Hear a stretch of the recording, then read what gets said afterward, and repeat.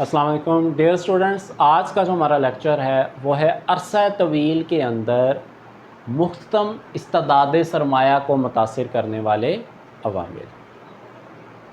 अरसा कलील के अंदर मुख्तम इस्तेदाद सरमाया यानी कि मुनाफे की मतवक्के शरह को मुतासिर करने वाले जो अवामिल होते हैं उनमें सबसे ज़्यादा अशिया सरमाया से हासिल होने वाली जो आमदनी होती हैं या फिर सालाना आमदनी है या फिर जो उस शय की कीमत ख़रीद होती है वो उसके ऊपर जो होता है वो असरअंदाज होती है। लेकिन अरसा तवील के अंदर आपके बहुत सारे फैक्टर जो होते हैं वो अफेक्ट करते हैं जिससे MEC जो होती है वो मुतासर होती है, यानी कि मुनाफे की जो मतवक्के शरह होती है वो तब्दील होती है।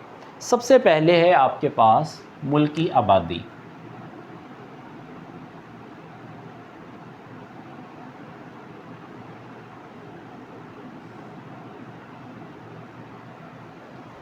अगर किसी भी मुल्क की आबादी के अंदर इजाफ़ा होता जाता है, इसका मतलब है अशिया सरमाया की तलब में इजाफ़ा हो गया। जब अशिया सरमाया की तलब में इजाफ़ा होगा तो उस शय की प्राइसेस के अंदर इजाफ़ा हो जाएगा, जिससे कारोबार करने वाले जो लोग होंगे, इन्वेस्टर जो होंगे, उनको मुनाफा होगा। वो अपने कारोबार बढ़ाएंगे, जिससे कौमी आमदनी में भी कई गुना ज़्यादा जो होता है वो इजाफ़ा होता है। तो इस तरह से मुनाफे की जो मतवक्के शरह होगी अरसा तवील के अंदर आबादी में इजाफ़े की वजह से जो होगी वो बढ़ जाएगी। और अगर आबादी में कमी हो जाए तो इसका मतलब होगा कि अशिया सरमाए की तलब कम हो जाएगी, तो उसको बेचने के लिए फिर आपको प्राइस में कमी करनी पड़ेगी, जिससे आपके मुनाफे की जो शरह होगी वो कम हो जाएगी। और जाहिर सी बात है फिर इस तरह से कौमी आमदनी में भी कमी वाक़या हो जाएगी। उसके बाद नेक्स्ट है आपके पास नए इलाके।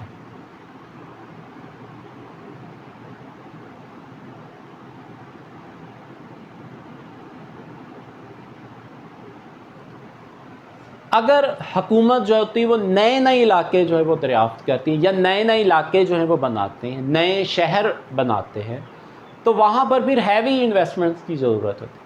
वहाँ पर फिर बहुत सारे सोर्सेज़ की ज़रूरत, बहुत से ज़्यादा अशिया सरमाए की वहाँ पर ज़रूरत पड़ेगी, जिससे अशिया सरमाए की तलब में इजाफ़ा होगा और मुनाफे की जो मतवक्के शरह है, जो MEC है, उसमें भी इजाफ़ा हो जाएगा। नई इन्वेस्टमेंट्स में इजाफ़ा होगा, कारोबार बढ़ेंगे, नए सेटअप जो होंगे वो लॉन्च होंगे, अशिया सरमाए की डिमांड में इजाफ़ा होगा, जिससे मुनाफे की जो शरह होगी वो भी आहिस्ता आहिस्ता बढ़ना शुरू हो जाएगा। तो इसका मतलब है कि अगर हुकूमत नए इलाके दरियाफ्त करती है, नए शहर बनाते हैं, नए टाउन बनाती है, तो उससे मुनाफे की जो शरह होगी वो भी बढ़ना शुरू हो जाता है। नेक्स्ट है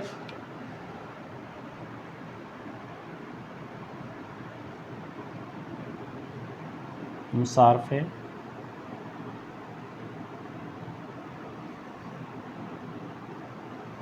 पैदाइश।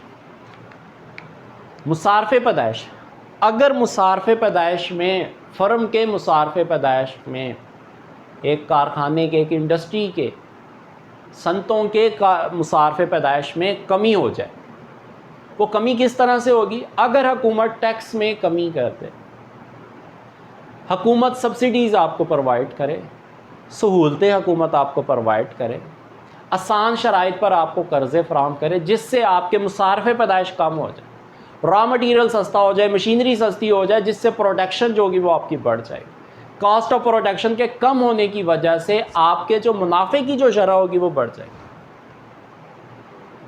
तो इस तरह से MEC की मिकदार में भी जो होगा वो इजाफ़ा हो जाएगा, मुनाफे की जो मतवक्के जो शरह होगी उसके अंदर इजाफ़ा वाक़या हो जाएगा। उसके बाद है जिद्दत व इख्तरात।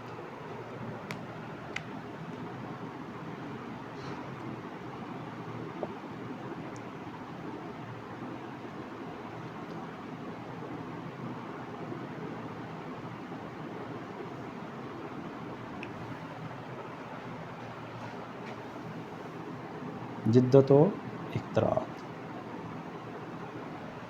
नई नई टेक्नोलॉजी अगर आती है, नए सेटअप लॉन्च होते हैं, जिद्दत आ जाए, नई नई मशीनरी मार्केट में लॉन्च हो, इस तरह से नई चीज़ों को लोग बड़ी जल्दी एक्सेप्ट कर, बहुत जल्दी कबूल करते। नई चीज़ जब भी मार्केट में आएंगे लोग उनको ख़रीदने के लिए जाए, تو جب نئی نئی جدید چیزیں جو ہوں گی وہ مارکیٹ میں آئیں گی، لوگ ان کی خریداری کریں گے، تو اشیاء سرمایہ، ان اشیاء کی ڈیمانڈ میں جو ہوگا وہ اضافہ ہو جائے گا، جس سے کاروباری جو حضرات ہوں گے ان کو منافع حاصل ہوگا، ان کے منافعوں کی جو شرح ہوگی اس کے اندر بھی اضافہ ہو جائے گا۔ اگر ہم آج بھی وہی پرانی ٹیکنالوجی استعمال کریں یا ایک ہی ٹائپ کی جو ہوتی ہے وہ پروڈکشن مارکیٹ میں لانچ کرتے جائے، تو آپ دیکھیں گے کہ پروڈکشن مارکیٹ میں ویسے کی ویسی ہی پڑی رہ جائے گی اور آپ کی بن بکے رہ جائے گی، جس سے آپ کو نقصان کا سامنا کرنا پڑے گا۔ اس کے بعد ہے اشیاء کی طلب۔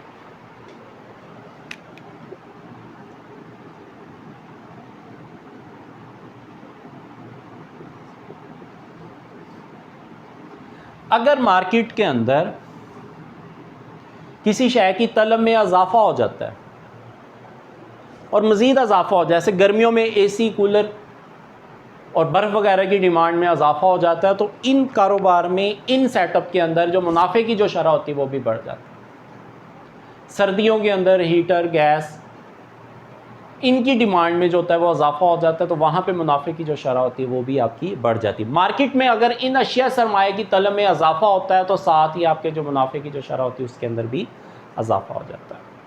اس کے بعد ہے سہولتوں کی موجودگی،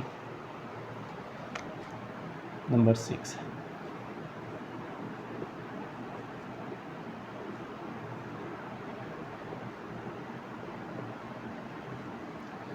اگر حکومت جو ہوتی ہے وہ آپ کو سہولتیں فراہم کرے، جیسے اکثر انڈسٹریل ایریا بنایا جاتا ہے تو وہاں پر آپ کے ٹرانسپورٹیشنز کی سہولت پرووائڈ کی جاتی ہے، آپ کو بینکنگ سیکٹر جو ہوتا ہے وہ پرووائڈ کیا جاتا ہے، آپ کو گیس، بجلی جو ہوتی ہے وہ یعنی کہ وہاں پہ ایک ایریاز کے اندر جو ہوتی ہے وہ فراہم کی جاتی ہے۔ ٹرانسپورٹیشنز، ریلوے ٹریک بھی بعض کا جو ہوتے ہیں وہ فراہم کیے جاتے ہیں تاکہ ڈائریکٹ جو ہوتی ہے وہاں سے پروڈکشن ہوتی ہے وہ آپ کی ایکسچینج ہو جائے، آپ کی وہاں سے را مٹیریل وہاں پر آسانی کے ساتھ جو ہے وہ پہنچ سکے۔ تو اگر حکومت کی طرف سے جو ہوتی ہے وہ سہولتیں پرووائڈ کی جاتی ہیں، اس سے آپ کا جو کاروبار ہوگا وہ بڑھے گا، آپ کے اخراجات جو ہوں گے وہ کم ہوں گے، منافع کی جو شرح ہوگی وہ آپ کی بڑھتی چلی جائے گی۔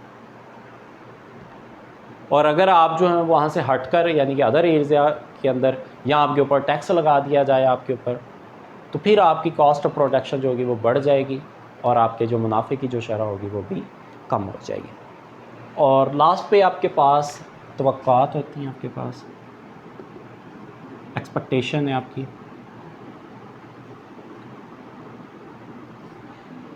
اگر کاروباری حضرات کی جو ایکسپیکٹیشنز ہو وہ یہ ہو کہ آئندہ آنے والے دنوں کے اندر چیزیں سیل ہو جائیں گی، حالات اچھے ہوں گے، وہ مارکیٹ میں پروڈکشن لے کر آئیں گے، لوگوں کے روزگار بڑھیں گے، آمدنیاں بڑھیں گی، مارکیٹ میں سیلنگ پرچیزنگ ہوگی، جس سے منافع کی جو شرح ہوگی وہ بھی بڑھ جائے گی۔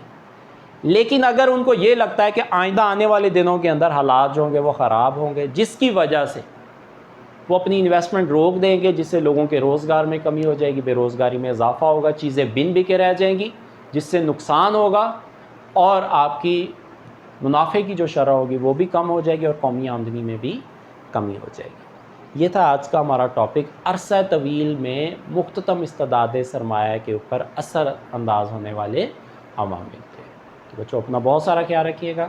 اللہ حافظ۔